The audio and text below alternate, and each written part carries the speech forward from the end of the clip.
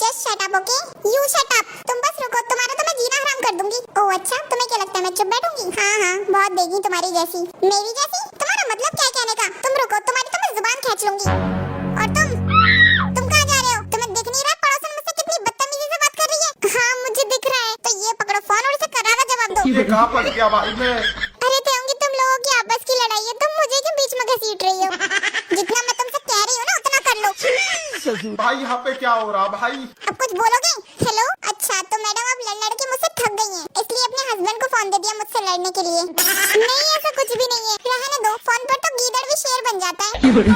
अगर हिम्मत है तो मुझसे अकेले में आकर मिलो। अरे ये तो फोन कट गया, लगता है काफी गुस्से में थी पड़ोसन। हाँ हाँ, बहुत देखे इनके जैसे तुर्रम खां। मुझसे कह रही थी कि हिम्मत है तो अकेले में आकर मिलो। अरे इग्नोर करो, वो बदतमीज है एक नंबर की। कहूंगी मैं क्या कह रहा था, क्या कह रहे थे? उससे अकेले में जाकर मिला। तू नहीं सुधरेगा।